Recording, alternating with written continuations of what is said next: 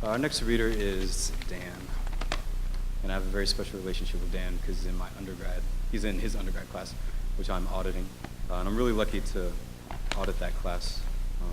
So I've taken maybe six graduate classes here. This is my first undergrad class that I'm taking. It's really cool to see their work and see how it's different, even though it's different from mine, but it's a lot similar.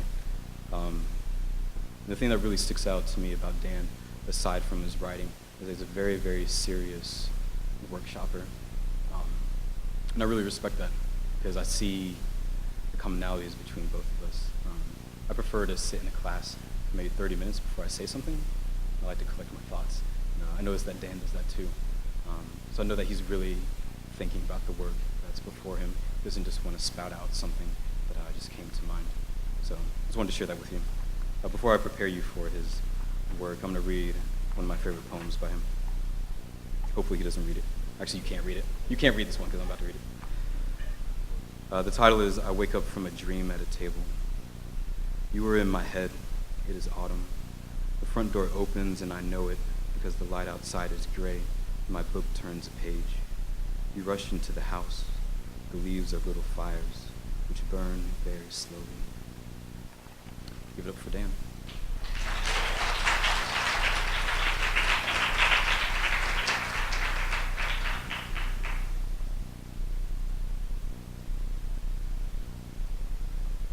Hi, everybody.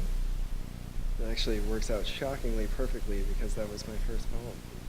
So, nice. Okay, so good because I was really worried about time. Okay. Oh. Okay. I'll do that. All right. I wake up from a dream at a table. You are in my head. It is autumn. The front door opens, and I know it because the light outside is gray, and my book turns a page. You rush into the house. The leaves are little fires, which burn very slowly. This is Jokes. It's incredibly different than the last one. A serial killer walks into a bar and kills everybody. A horse walks into a bar, and the bartender doesn't even like horses because of something to do with the length of their faces, but his daughter is giving him those eyes, and he groans like, not those eyes, and later when the bar closes, they take the horse home. Saddam Hussein and Osama bin Laden walk into a bar, and Donald Rumsfeld is waiting at a table. They point their hands at each other, and a Mexican standoff ensues. In this one dimension, the Big Bang occurs in such a way that the universe is a bar, and everything walks into it. Osama bin Laden walks into a bar. Later, the special forces throw everyone's bodies into the ocean. A boy, a bear, a piglet, a tiger, a rabbit, and a donkey all walk into a bar, fuck the place up, and pay in honey. A woman named Harriet and 51 of her imaginary friends walk into a bar. A woman named Harriet walks into a bar, and the bartender falls in love with her, and she falls in love back, and they get drunk together and have sex, and it's decent. Harriet is the bartender's imaginary friend, but he always forgets that. God walks into a bar, and Jesus is already there, and there's this awkward silence. A bar walks into a bar. A bar walks in on a bar, and it's uncomfortable, and the first bar doesn't know what to say and just closes the door. A man and a woman walk into a bar and then later out of a bar. Sisyphus pushes a bar all the way up a hill, and when he is about to walk into the bar, it rolls back down again. The bartender is the sun. There is no such thing as sober. A psychotic maniac charges into a bar, but is very well spoken and makes a lot of friends. Later, they're all into regime change. God kills himself in the bathroom of a bar, and all of time is spent piecing him together. War is in a bar and never leaves because a genie keeps refilling its glass.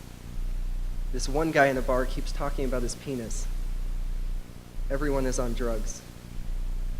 The bartender can't remember going outside and wonders if his life is some sort of joke. A bomb goes off in a bar and destroys everything, and your philosopher friends are like, well, what really is a place? The loud hum of everyone talking is in a bar. As you lean back in your chair, something blinks. The wind blows into a bar, and Dawn is in the back, spinning a frisbee on her fingers. This is called Guide to Natural Life. It's kind of a prose poem. When you live in a rural area of England for enough time, you eventually find the best places from which to watch sunsets. You wonder about them as you walk home to your flat, peering through the new darkness. It is like there is something on your mind. The corners of your eyes are sensitive to places from which you can sit and look to the west. It is easy to see the horizon. England can only hide very little things. Watch the sun be enveloped by a lake, stand on the eastern edge of a field sloping to the west. English birds don't notice when day's end has come. You hear songs which until now you did not realize you thought of as holy prayers for the sun.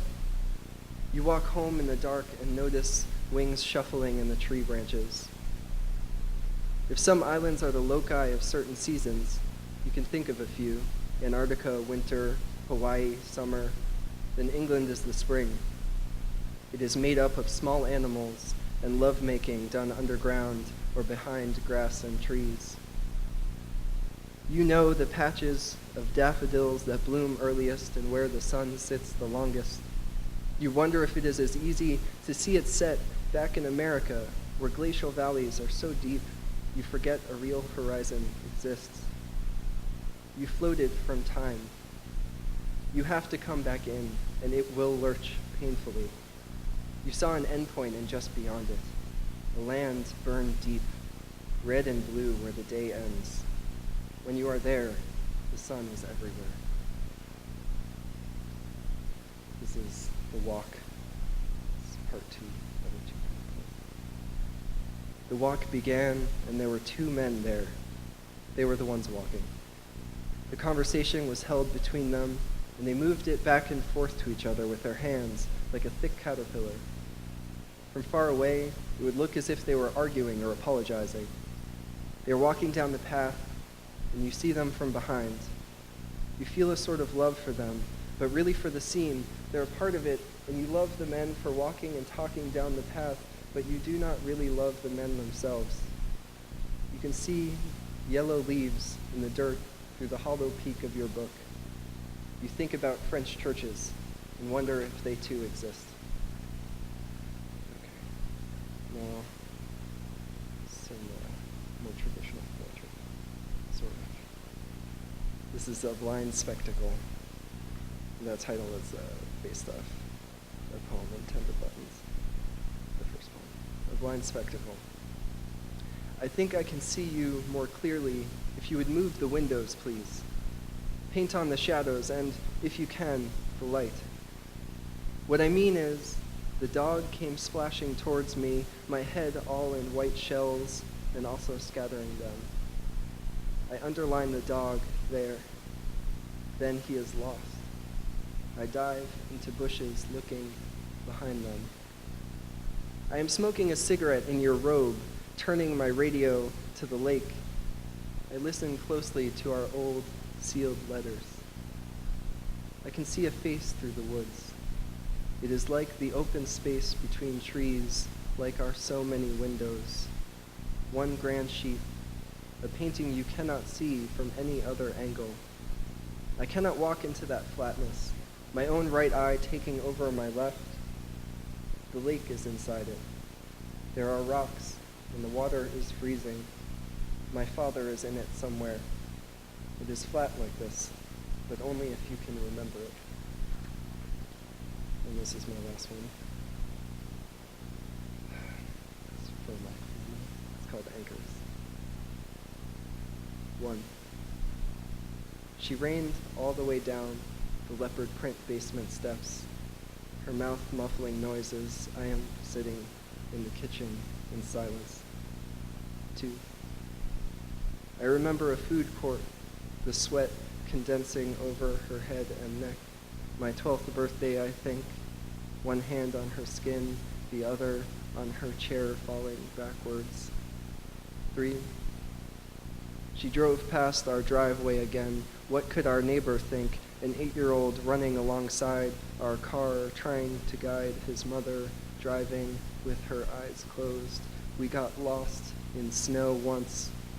I would never fall asleep in the car again. She did.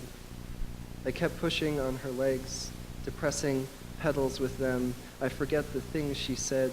It was nearly inebriation. She was lost then, but who was it? Brain constricted by sweetless blood. She really isn't this belligerent, childish, infectious with her anguish. 4. She has only walked so far away from us because we took her there and left her behind. I am as guilty as my father and my brother. I am afraid to write of her death because I have not been her son yet. I have not told her what this all meant to me. Nothing in the end. I feel her in my blood, that impulse to fall sick. There is no other love, some part of me says. I cannot carry this with me into my children's childhood. I want to tell her, your mother did this to us, but I will not continue it. If I am diagnosed when I turn 26, I will still kiss my wife on the lips. I will teach my son and daughter what love is. I do not blame you for what I was taught not to say. Thank you.